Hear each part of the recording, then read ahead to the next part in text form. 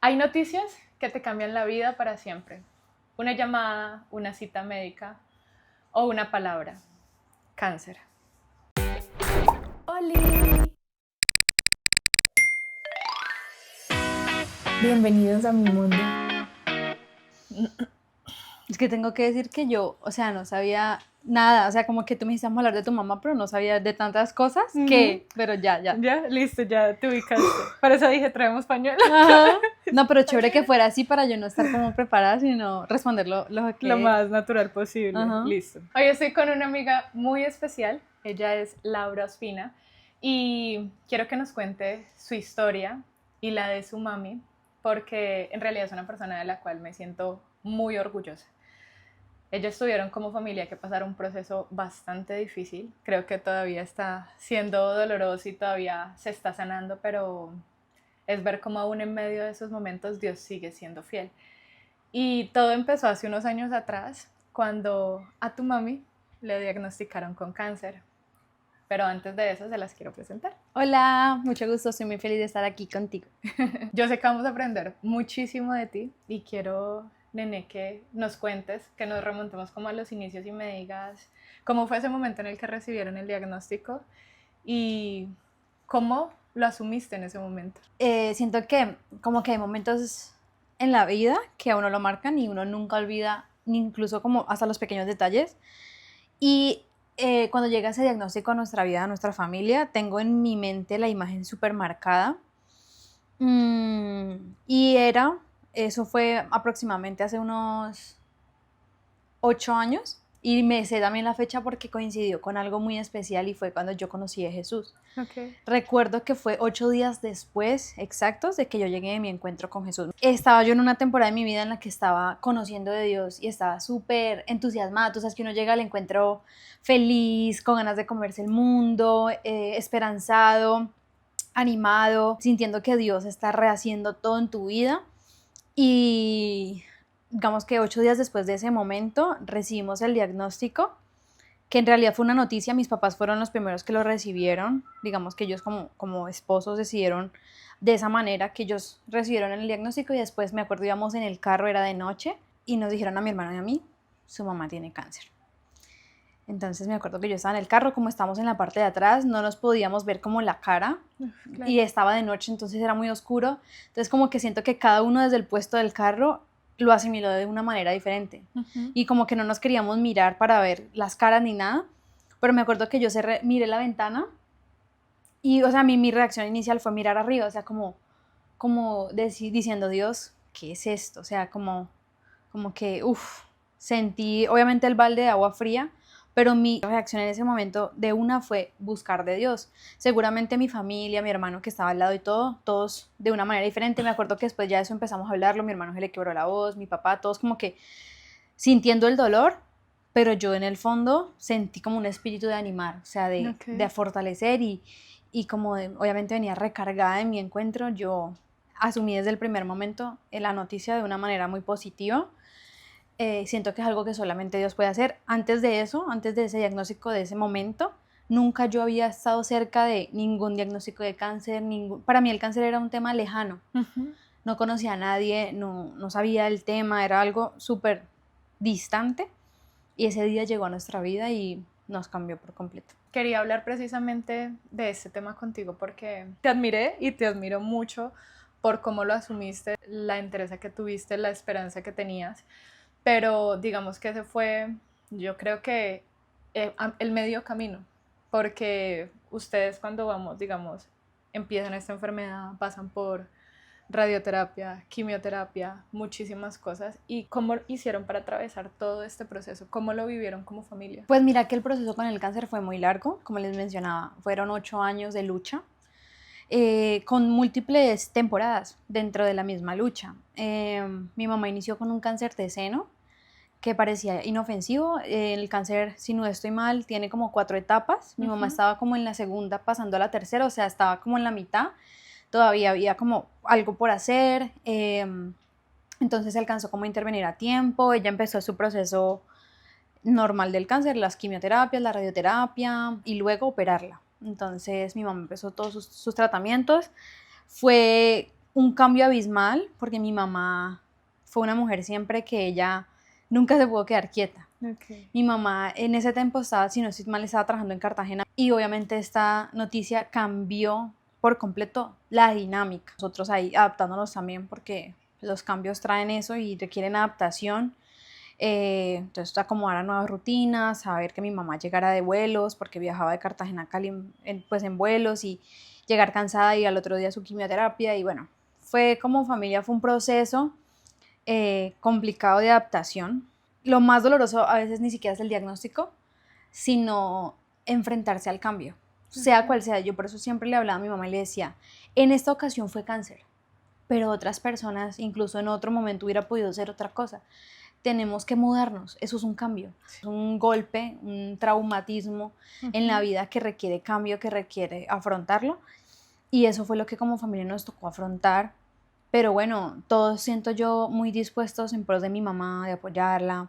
Como te decía, fue un proceso largo. Fue primero el cáncer de seno, a ella la operan, le hacen como un barrido. De hecho, su axilita, ella quedó hueca porque le quitaron todos los ganglios del brazo. Okay. Y el brazo de ella quedó muy sensible, ya no la podían inyectar en este brazo ni nada porque ya no tenía ganglios. Entonces, si ella se rajaba o se raspaba, no se le iba a curar igual. Okay. Porque ya no tenía la función de su ganglio, de sus ganglios. Entonces, pero eso lo hicieron como para raspar todo y que no quedara ningún rastro. Entonces, mi mamá se curó del cáncer de mama. Nosotros alcanzamos a celebrar esa victoria, sentir que salíamos de ese proceso confiados en que era el final y pues no era el final. Vinieron situaciones más adelante de recaídas todavía tenemos como teorías de por qué pasó, pero pasó porque tenía que pasar. Y pues cuando recae en el cáncer con una metástasis ya estaba en varias partes de su cuerpo. Entonces fue una segunda etapa del cáncer, de conocerlo más abrasivo, de conocerlo más fuerte. Aquí viene otra parte del proceso. El primer cáncer fue como todos juntos, vamos a ir, sí se puede. Y el segundo cáncer ya era como algunos, estoy hablando de mi papá y mi hermano, era como ya cansados del camino. Sí. Ellos como que ya sigan ustedes, no puedo seguir creyendo, no puedo seguir avanzando. Y yo ahí, de la mano de mi mamá, vamos para adelante, si se pudo una vez, como dice la canción, tú lo harás otra vez. Y pues ahí vino una segunda parte que ya era no tanto de familia, sino de Laura y Cristina, o sea, mamá e hija. Y ahí entré yo como a hacerme cargo de muchas cosas. Entonces ya no fue un proceso tanto de familia, aunque a ellos también les dolió, pero ya no éramos como un equipo. Entonces ahí viene una segunda parte muy dolorosa. El cáncer lo vimos de todas las formas, digo yo. Fácil, difícil, pero bueno, eso fue así, fue como lo enfrentamos. Tremendo. Y cuando reciben ese primer diagnóstico, tú nos contabas que llevabas una semanita de haber llegado de tu encuentro y viviste, digamos, en 2 etapas esto, pero ¿qué pasaba con tu relación con Dios? ¿Qué pasó en ese primer momento y qué pasó en ese segundo momento de los diagnósticos? Mira, que fue muy curioso, yo le doy muchas gracias a Dios. Como que la noticia me haya llegado, recién llegué de encuentro, como les digo, tenía esa fe avivada. Le doy muchas gracias a Dios que mi reacción nunca fue como, ay no Dios, yo pensé que todo iba a ser perfecto, porque un diagnóstico, sino que, o sea, literal yo me sentía como una asignación, como que una guerrera, como que Dios me decía, listo, ahora vamos a vivir el verdadero cristianismo, llegaste de encuentro, tú me dijiste que querías vivir para mí, pruébamelo. Y yo, sí, yo puedo, Dios. O sea, yo en el primer cáncer me sentía como que tenía que cumplir la misión, agente 007. Entonces respondí mucho a eso. O sea, yo eran madrugadas de oración, madrugadas así de guerra, ungir a mi mamá. O sea, yo como que hacía todo con esa esperanza de quería provocar el milagro.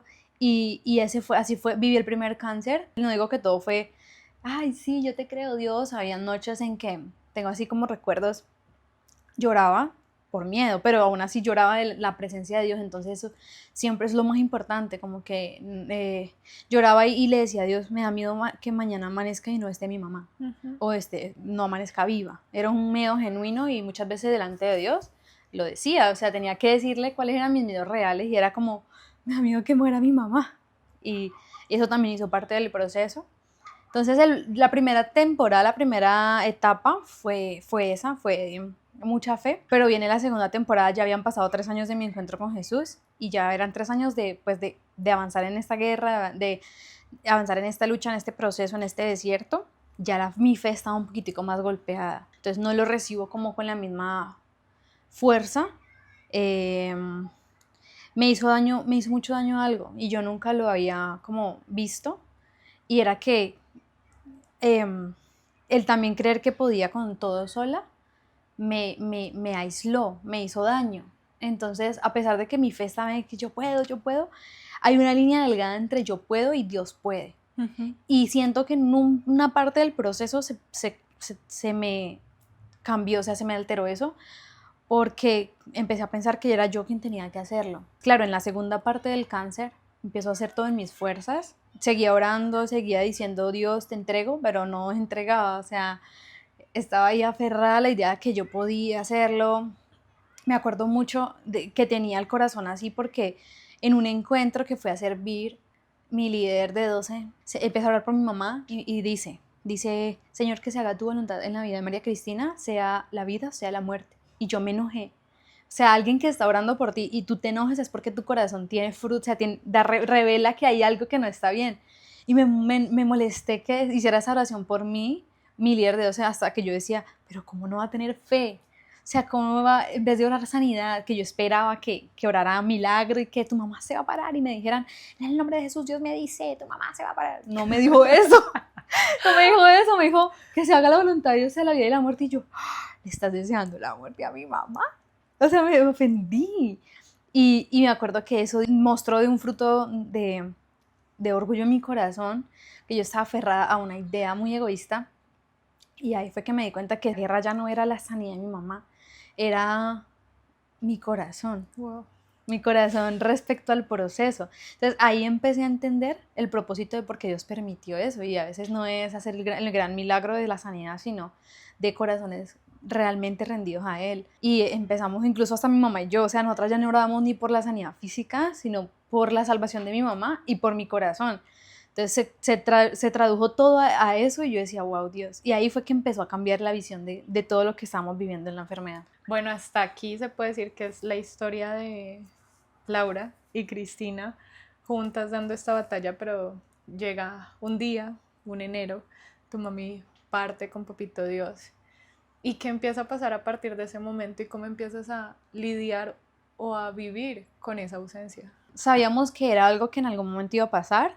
Tengo que decir que para ese momento de mi vida, ya había hecho las paces con la muerte, con el concepto de la muerte. Antes yo tenía una frase muy grabada en mi mente cuando oraba llorando a Dios que tenía miedo a la muerte. Literalmente yo me repetía en mi mente, si mi mamá se muere me da algo, o sea, yo no voy a ser la misma. Era un pensamiento que tenía muy arraigado, creía que no iba a sobreponerme y estaba aferrada a eso, o sea, decía yo, mi vida no puede ser igual. Pero para ese tiempo que fallece mi mamá, gracias a Dios, ya había hecho las paces con eso.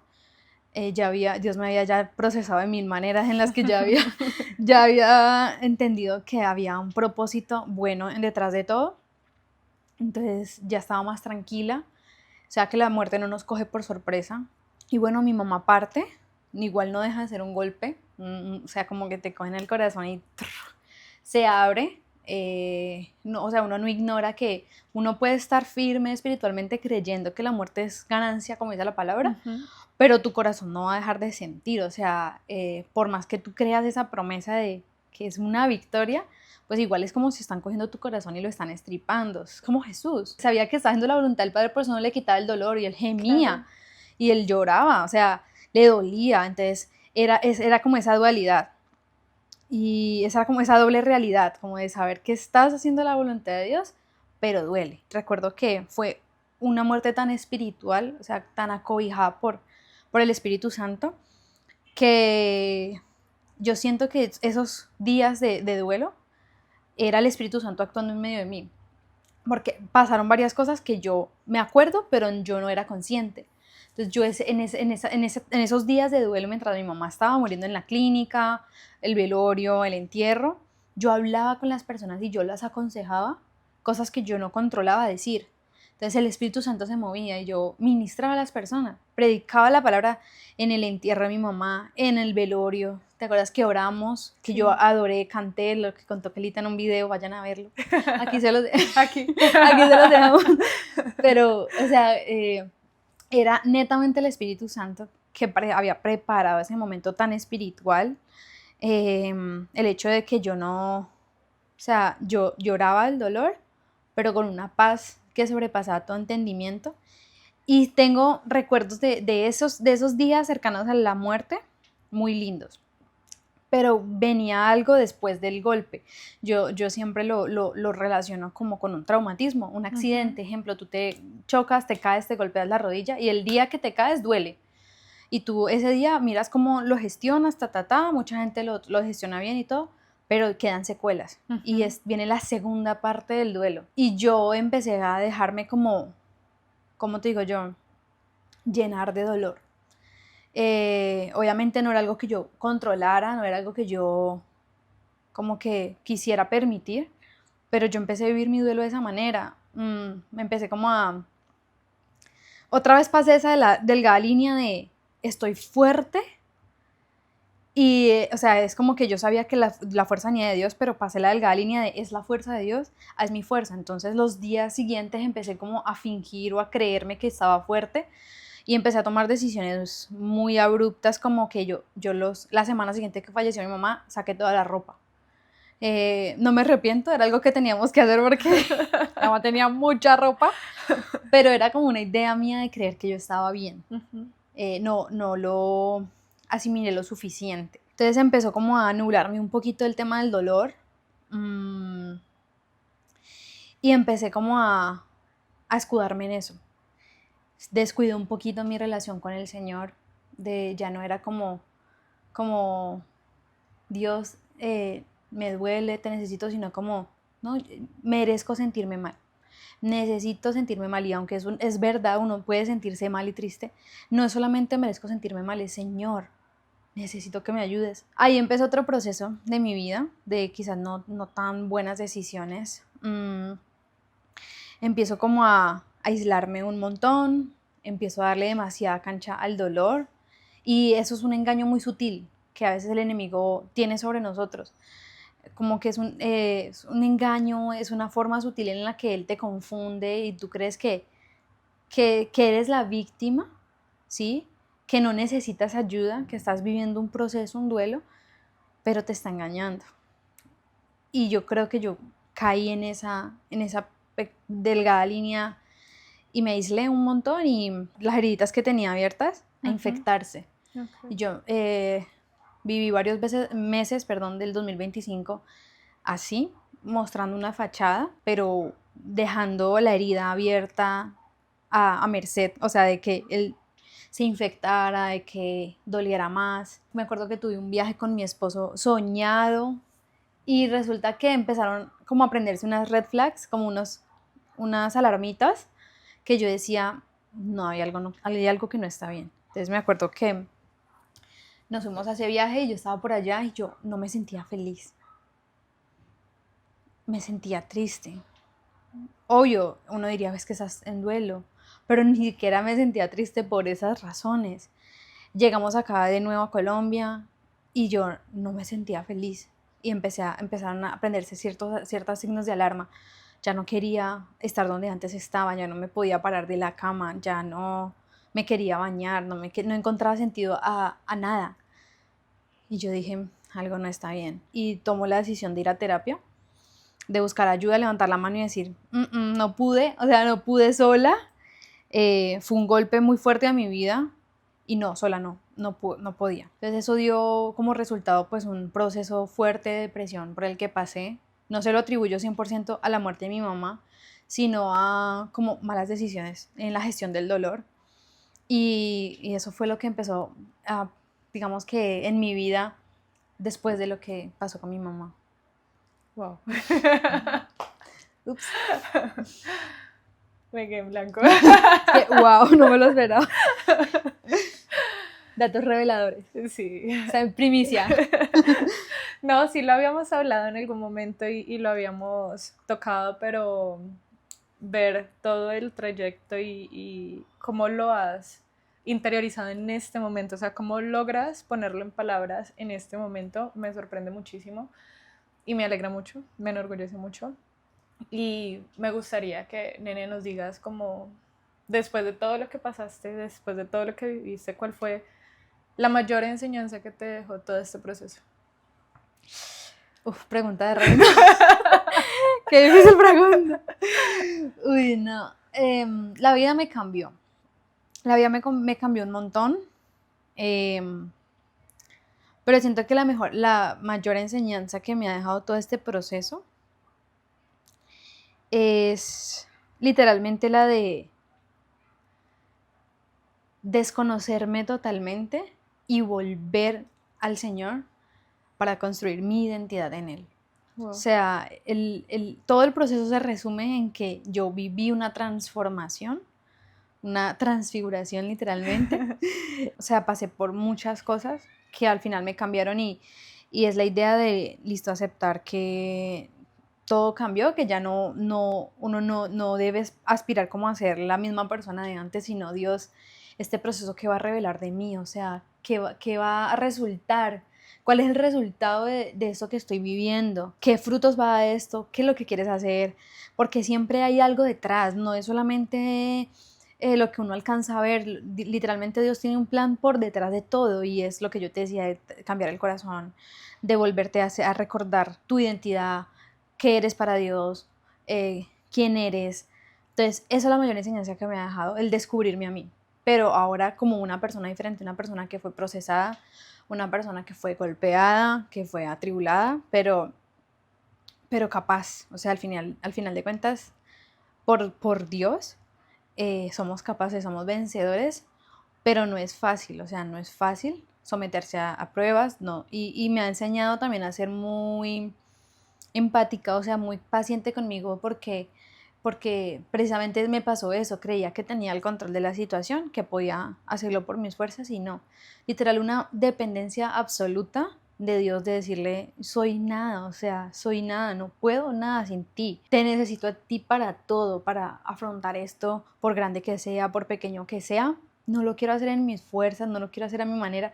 Literal, muéstrame tu voluntad en todo esto, o sea, que todo lo que yo haga sea conforme a tú lo tienes pensado porque no quiero salirme ni desviarme. Tremendo, nene. Ya finalizando, puede que hayan personitas allí atrás que quizás están en una clínica, que quizás acaban de recibir ese diagnóstico o están transitando esa pérdida. ¿Tú qué le dirías a esas personas, nene? Pues mira que ha sido muy curioso porque sí me han llegado personitas así y a veces cuando las tengo enfrente, no se los digo, pero lo pienso y digo, gloria a Dios que mi dolor tenía el propósito de poder ayudar a alguien y decirle, ya estuve ahí. Soy de las que piensa que uno no le puede evitar el dolor a las personas, pero al menos decirle, mira, te va a doler, pero todo va a estar bien. O sea, te va a doler, pero mira, estoy aquí, no vas a morir en el proceso. De pronto alertarle un poco, me hubiera encantado que en mi proceso alguien me dijera, ten cuidado, hay una línea sutil que no puedes pasar, ten tal, alerta, y de pronto no, en el momento no lo tuve, pero yo poder ser para alguien como esa pequeña alerta de mira, eh, ten cuidado, si necesitas apoyo en esto, no sé qué, brindarle la mano.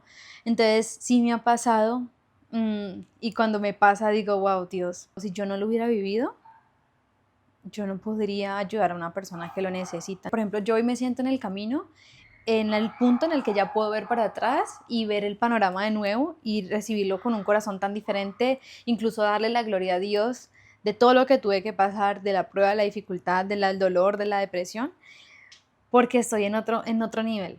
Y a veces me siento muy agradecida de haber transitado la pérdida.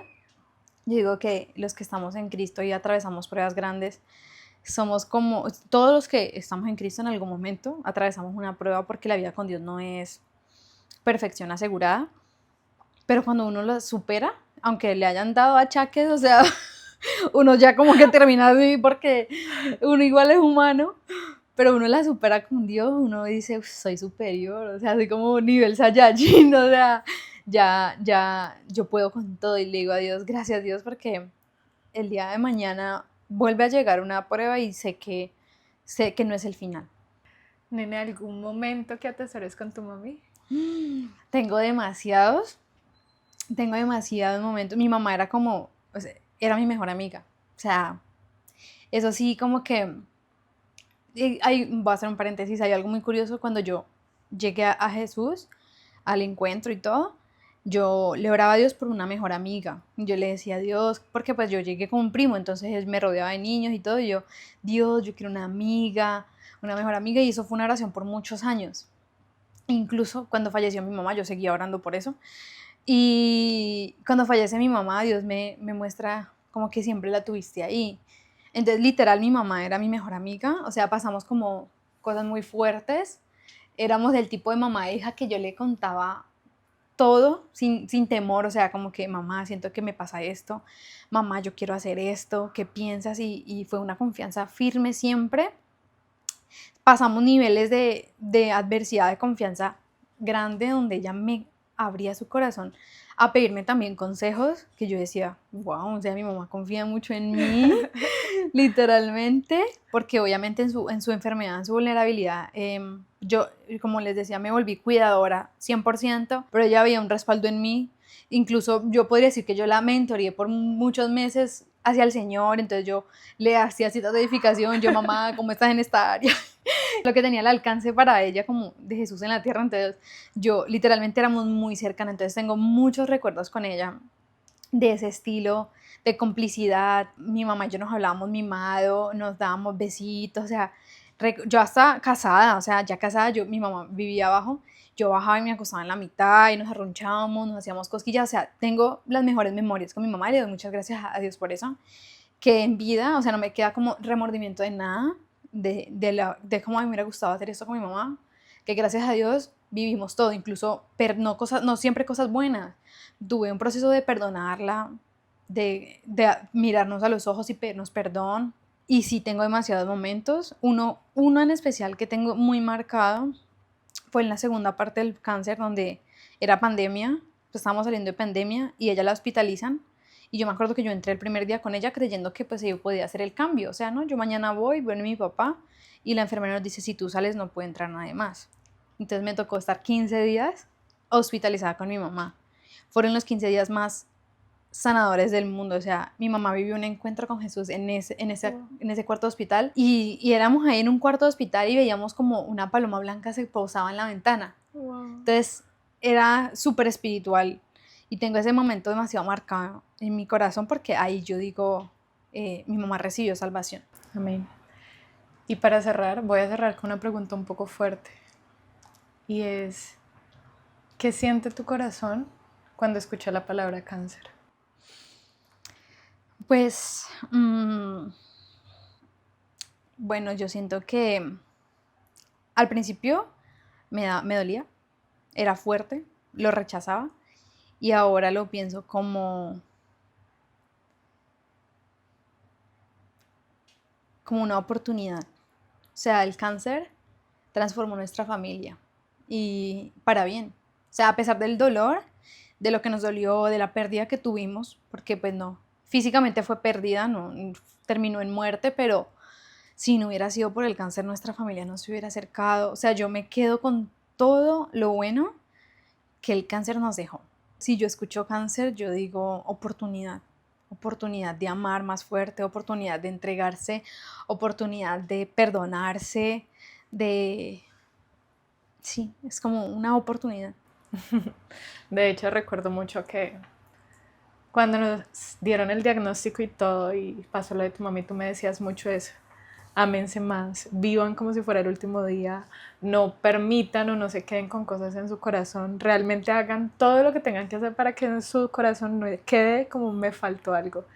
Y creo que eso es una enseñanza muy linda y por eso quería terminar con esa pregunta, porque creo que la historia y ninguna historia que Dios escribe termina en derrota, porque Jesús venció la tumba, Jesús venció la muerte, Jesús venció la enfermedad y estamos en un plano terrenal demasiado chiquito, que es así, pero tenemos una eternidad que podemos disfrutar en él y que Jesús asciende al cielo precisamente para eso, para prepararnos morada y tenemos esperanza de que allí está, que está descansando y disfrutando de Papá Dios, de su amor y de su compañía y eso me hace muy feliz, nene, muchas gracias por estar acá conmigo.